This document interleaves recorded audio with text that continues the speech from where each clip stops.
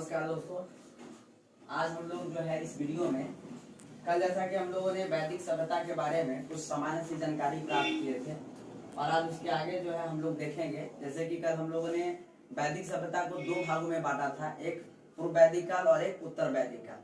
पूर्व वैदिक काल जो है वो 1500 बीसी से 1000 बीसी तक चलता रहा है और वहीं पर आपका जो है उत्तर वैदिक काल जो है आपका वो 1000 बीसी से 600 बीसी तक चला है। तो आज हम लोग चर्चा करेंगे पूर्व वैदिक काल पर। जैसे कि कुछ सामान्य सी जानकारी हम लोगों ने कल प्राप्त किया था, जिसके अंतर्गत हम लोगों ने देखा था क्या कि भाई जो वैदिक सभ्यता थी वो वैदिक सभ्यता क्या है, सिंधु घाटी सभ्यता की बाद की सभ्यता है ना। सिंधु घाटी सभ्यता के पतन के बाद करीब 200-250 साल के करीब में जो है कोई सभ्यता विकसित भारत में नहीं हुई। उसके बाद हमें पता चलता है कि ये 1500 से लेकर 600 बीसी के अंतर्गत पूर्व वैदिक और उत्तर वैदिक काल की सभ्यता आती है। तो आज हम लोग पूर्व वैदिक काल पर चर्चा करेंगे, जिसको प्री वैदिक पीरियड भी कहा गया है। और किसी भी सभ्यता की जानकारी के लिए सबसे महत्वपूर्ण जो कुछ चीजें होती है, जैसे कि आपका उनका राजनीतिक जीवन कैसा था, उनका सामाजिक जीवन कैसा था, उनका आर्थिक जीवन कैसा था और उनका धार्मिक जीवन कैसा था। अगर इन सब पहलुओं का बारे में अगर हमें जानकारी मिल जाती है तो हम उस सभ्यता का एक अच्छा सा माइंड मैप तैयार कर सकते हैं, उसके बारे में जो है बता सकते हैं कि उस समय के लोग कैसे थे, उनका सामाजिक जीवन कैसा था, उनका आर्थिक जीवन कैसा था, वे लोग कौन सा व्यापार करते थे, वे लोग कैसे राजनीति में अपना भाग लिया करते थे। तो चलिए हम लोग बिना समय गवाए हुए शुरू करते हैं। हमारा जो पहला पॉइंट है वो है राजनीतिक जीवन से। याद रखिएगा कि पूर्व वैदिक काल से संबंधित राजनीतिक जीवन है और पूर्व वैदिक काल में जो लोगों का जो जीवन था वो कबीलाई जीवन था। वे लोग समूहों में रहते थे और यानी समूह में वे लोग अपना जो भी कार्य करते थे वो समूह में रह करके करते थे और उस समूह का जो प्रमुख हुआ करता था उसको जो है क्या कहा गया है, राजन या राजा कहा गया है। ये राजा क्या उस समय का महाजनपद काल के राजा के समय के था काल के जैसा था? नहीं, ये जो राजा था एक सामान्य सी राजा का जो है ये कार्य करते थे और भूमिका निभाते थे, है कि नहीं। और राजा के जो सहायता के लिए जो समिति कुछ बनी थी, उन समितियों में क्या क्या थी, सभा था, समिति था, विदत था और गण था। सभा, समिति, विदत और गण था। अब यहाँ अगर बात करें कि समिति क्या थी, तो समिति जो है वो आम सभा थी, आम जनों की जो ये समूह था वो क्या था, आपका समिति थी। इसका जो मुख्य काम जो था वो क्या था, इसका मुख्य काम था कि राजा का नियुक्ति करना, राजा को पदच्युत करना, ये सारा काम जो है वो समिति के माध्यम से किया जाता था। यहाँ अगर बात करें सभा के बाद आता है आपका समिति। समिति का काम क्या था, आम सभा था यह, और आम सभा का काम क्या था कि भाई राजा को पदच्युत करना, राजा को नियुक्ति करना, ये सबसे संबंधित है। सभा क्या था, सभा जो था वो कुलीनों की संस्था थी, यानी श्रेष्ठ लोगों की संस्था को हम लोग क्या कहे हैं, सभा कहते हैं। विदत जो थी वो विदत यह निर्णय करती थी कि जैसे उपज का हो, धूप का हो, इस सब का बंटवारा कैसे किया जाए, ये विदत संस्था के द्वारा किया जाता था। वहीं पर अगर बात करें गण क्या था, तो ये कुलीनों की संस्था थी, यह कुलीनों की एक संस्था थी और ये भी जो है वो समिति की तरह ही कार्य करती थी, सभा की तरह ही कार्य करती थी।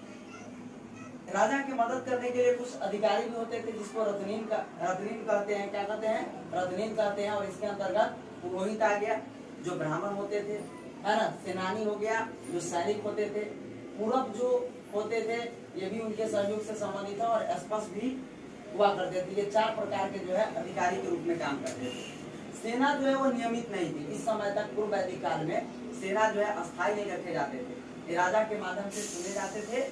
आम नागरिक को ही जब जरूरत पड़ा, कभी युद्ध हुआ या कुछ हुआ, तो वहां पर ये सेना जो है जाने का काम करते थे। फिर उसके बाद वो लोग सभी जो है सामान्य रूप से अपना काम करने लगते थे। बलि जो था वो स्वेच्छा से यानी अपने इच्छा अनुसार दिया जाने वाला एक कर था, राजा को ये दिया जाता था बलि। और इसके माध्यम से राजा क्या करता था, अपने कबीलों की रक्षा करता था, युद्ध में जो है सैनिकों का जो है इस्तेमाल करता था इन्हीं बलि के कर के माध्यम से। उसी प्रकार से यहाँ न्याय का कोई उल्लेख नहीं मिलता, पूर्व वैदिक काल में न्याय का कोई उल्लेख नहीं मिलता है। आगे आइए, सामाजिक जीवन उनका कैसा था, तो याद रखिएगा कि पूर्व वैदिक काल के जो समाज थे वो समाज कैसा था, समाज समतावादी था। समाज कैसा था, समतावादी था। यानी समाज में उस समय तक जो है उतना ज्यादा कहने का मतलब पैसा या धन संपत्ति नहीं हुआ था, जिसके वजह से सभी लोग आपस में समान थे, एक समान थे। यहाँ जो वर्ण व्यवस्था जो थी वो कर्म आधारित थी, यानी यहाँ का जो समाज था वो कर्म आधारित था। समाज कर्म आधारित का मतलब है कि जो जिस तरह का कर्म करेगा उसी प्रकार से उनको जो है वो वर्ण का नाम दिया जाता था। जैसे ऋग्वेद के 9वें मंडल में कहा गया है, ऋग्वेद के 9वें मंडल में कहा गया है कि मैं कवि हूँ, मेरे पिताजी वैद्य हैं और मेरी माता चक्की चलाती है। इससे यह स्पष्ट हो रहा है कि मैं कवि हूँ, मैंने पढ़ा लिखा, मैं कवि बन गया। मेरे पिताजी पढ़े लिखे वैद्य बन गए, लेकिन मेरी माता पढ़ी लिखी नहीं है, इसलिए वो क्या कर रही है, चक्की चला रही है। तो वर्ण व्यवस्था यहाँ कर्म आधारित है। फिर उसी प्रकार ऋग्वेद के 10वें मंडल में जो है आगे चल करके हमें वर्णों के बारे में पता चलता है। ऋग्वेद के 10वें मंडल के पूर्व सूक्त में 4 वर्णों के बारे में हमें जानकारी मिलता है। उस समय जो है पूर्व वैदिक काल में 4 वर्ण थे, और वो कौन कौन थे, जैसे कि बताया गया ऋग्वेद के 10वें मंडल के पूर्व सूक्त में कि ब्रह्मा के मुख से जो है आदि पुरुष या ब्रह्मा के मुख से जो है वो ब्राह्मण का उत्पत्ति हुआ है, भुजाओं से क्षत्रियों का उत्पत्ति हुआ है ना, जांघा से वैश्य का उत्पत्ति हुआ है, और पैर से शूद्र का उत्पत्ति हुआ है। तो यहाँ ये चीजें थी। दास प्रथा का थोड़ा बहुत प्रचलन यहाँ पर था, लेकिन दास प्रथा जो है उतना ज्यादा नहीं था जिस प्रकार से उस समय यूनान और रोम में प्रचलित था कि दासों के साथ बर्बर कार्रवाई किया जाता था। ये इस समय पूर्व वैदिक काल में उस तरह का व्यवस्था नहीं था, ये लोग अपने पुत्र समान जो है इसको मानते थे। परिवार जो है वो कुल, परिवार या कुल जो है वो सबसे छोटी इकाई थी। यहाँ पर समाज में परिवार या कुल जो है वो सबसे छोटी इकाई थी। और समाज कैसा था, समाज जो है वो पितृ सत्तात्मक था, यानी यहाँ समाज जो है कैसा था, पितृ सत्तात्मक था। जबकि सिंधु घाटी सभ्यता को हम लोगों ने पढ़ा, इंडस वैली सिविलाइजेशन, वहां पर समाज कैसा था, मातृ सत्तात्मक था। यहाँ जो समाज है वो कैसा है, पितृ सत्तात्मक है। यहाँ पर पिता को बहुत सारे अधिकार दिए गए हैं। और यहाँ संयुक्त परिवार की चर्चा की गई है। संयुक्त परिवार का मतलब सभी लोग आपस में मिलजुल करके ही रहते थे। स्त्री जो है उपनयन संस्कार, यानी बच्चियों के लिए भी जो उपनयन संस्कार बनाया जाता था, एवं यहाँ पर महिलाओं को शिक्षा का भी अधिकार दिया गया था। पूर्व वैदिक काल में महिलाओं को शिक्षा का भी अधिकार था और उनके लिए उपनयन संस्कार भी बनाए जाते थे। और आप जान ही रहे, गार्गी, मैत्रेयी, ये सब क्या है, पूर्व वैदिक काल की महिलाएं हैं, ऋषि काएं थी ये लोग। और प्रकांड भी इसी प्रकार यहाँ पर क्या था, पुनर्विवाह प्रचलित था, यहाँ पर नियोग प्रथा भी प्रचलित थी, पर यहाँ पर बाल विवाह और आपका दहेज प्रथा का उल्लेख नहीं मिलता है। यहाँ का जो समाज था वो शाकाहारी और मांसाहारी दोनों प्रकार के थे। ये लोग भोजन अपना करते थे। मनोरंजन के लिए पासा, जो ताश जिसको कर सकते हैं, नृत्य, ये सब संगीत ये लोग करते थे। तो इस तरह से सामाजिक जीवन था इनका कैसा था, समाज कैसा था, समतावादी था। वर्ण व्यवस्था जो है कर्म आधारित था। आपका जो है वर्णों का भी उल्लेख मिलता है, दास प्रथा का भी उल्लेख मिलता है। परिवार की सबसे छोटी, परिवार को सबसे छोटी इकाई या सबसे छोटी इकाई कुल को भी कहा गया है। समाज कैसा था, पितृ सत्तात्मक था, संयुक्त परिवार होते थे। ये सामाजिक जीवन है।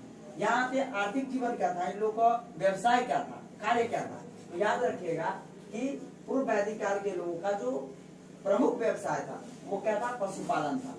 द्वितीय व्यवसाय के रूप में ये लोग कृषि कार्य करते थे, लेकिन प्रमुख व्यवसाय क्या था इनका, ये पशुपालन था। यानी अर्थव्यवस्था का जो मूल आधार है वो क्या था, पशुपालन था। उसी प्रकार से गाय को, यहाँ गाय सबसे जो है प्रचलित रूप में जो है पशु के रूप में मानी गई है।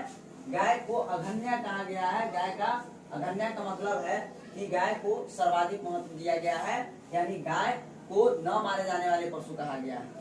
यहाँ तक कि ऋग्वेद में उल्लेख किया गया है कि यदि कोई व्यक्ति गाय को मारता है या उसे घायल या नुकसान पहुंचाता है तो उसे मृत्यु दंड देने तक का भी प्रावधान इसमें किया गया था। तो याद रखिए, गाय का जो चर्चा है ऋग्वेद में 176 बार आता है। इससे हम कह सकते हैं कि गाय एक बहुत ही महत्वपूर्ण पशु मानी गई थी। यहाँ पर घोड़े का भी, आर्यों का जो प्रिय पशु था वो प्रिय पशु के रूप में कौन था, घोड़ा था। ये लोग घोड़ा का प्रयोग जो है रथ के खींचने में करते थे।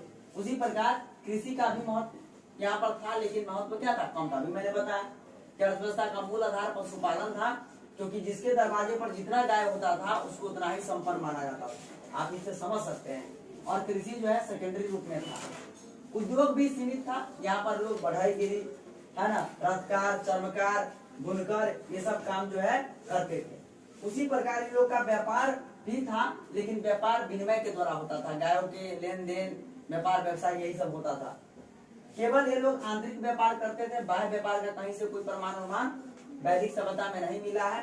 ये लोग बस आंतरिक रूप में ही अपना व्यापार व्यवसाय करते थे। उसी प्रकार मुद्रा की खोज यहाँ पर अभी तक नहीं हुई है। पूर्व वैदिक काल तक मुद्रा का प्रचलन नहीं मिलता है, बल्कि ये लोग बस विनिमय माध्यम से ये लोग अपना कार्य करते थे। आइए इन लोग का धार्मिक जीवन कैसा था, धार्मिक जीवन को भी समझते हैं कि इन लोग का धार्मिक जीवन के रूप में क्या कार्य था। तो ये प्रकृति पूजक थे और साथ ही साथ कई सारे देवताओं का भी ये लोग जो है मानते थे, है कि नहीं। बहुदेववादी थे, यानी वैदिक सभ्यता के जो लोग थे वो क्या थे, प्रकृति पूजक थे और ये लोग बहुदेववादी भी थे। देवताओं को 3 श्रेणियों में रखा गया है, अंतरिक्ष के देवता, पृथ्वी के देवता और आकाश के देवता। ये यहाँ पर अगर बात करें अंतरिक्ष के देवता कौन थे, इंद्र थे, मारुत थे, रुद्र थे और वायु थे। ये सभी कौन के देवता थे, इंद्र के। किस के देवता थे, इंद्र के। वही बात पृथ्वी के देवता कौन थे, अग्नि, पृथ्वी, सोम और बृहस्पति। उसी प्रकार से आकाश का देवता सूर्य था, वरुण था, उषा था, सविता था और विष्णु था। ये सभी जो है आकाश का देवता थे। अब इनके बारे में कुछ प्रमुख बातें समझ लेते हैं, जैसे कि इंद्र को जो है सबसे प्रमुख देवता माना गया है, क्योंकि इंद्र का ऋग्वेद में उल्लेख करीब जो है 250 बार किया गया है।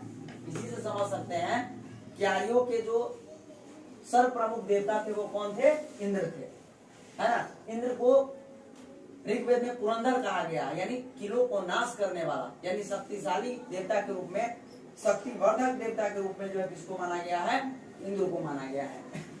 अग्नि जो है मध्यस्थ देवता के रूप में आया है और दूसरा जो प्रमुख देवता के रूप में है वो कौन है, अग्नि है। ये देवता और मनुष्य के बीच में जो है ये मध्यस्थ के रूप में काम करते थे, अग्नि, है ना। ये इनका उल्लेख जो है ऋग्वेद में 200 बार आया। तो ऋग्वैदिक काल के जो सर्व प्रमुख देवता है वो इंद्र है, जबकि दूसरा सर्व प्रमुख देवता कौन है, अग्नि है। उसी प्रकार वरुण को क्या कहा गया है, वरुण को वर्षा या समुद्र का देवता कहा गया है। उसी प्रकार से सविता को चमकता सूर्य का देवता कहा गया है। आप देख ही रहे हैं ऋग्वेद के 3रे मंडल में सावित देवता सूर्य के बारे में कहा गया है। गायत्री मंत्र का उल्लेख किया गया है, ओम भूर्भुवः स्वः तत्सवितुर्वरेण्यम। ये गायत्री मंत्र का ही मंत्र है जो ऋग्वेद के 3रे मंडल में इसका चर्चा किया गया है। मित्र जो है उगता हुआ सूर्य के देवता थे। अश्विन कुमार किसके देवता थे, चिकित्सा का देवता थे। कुसुम जो है वो पशुओं के देवता थे। हालांकि आगे चलकर के उत्तर वैदिक काल में कुसुम किसका देवता हो गया है, शूद्रों का देवता हो गया है। सोम जो है वनस्पति का देवता था, क्योंकि आप जान ही रहे सोम और सूरा जो है उत्तर वैदिक काल में ज्यादा प्रचलन हो गया है, सोमरस पान करने का। तो वनस्पति के देवता के रूप में सोम थे।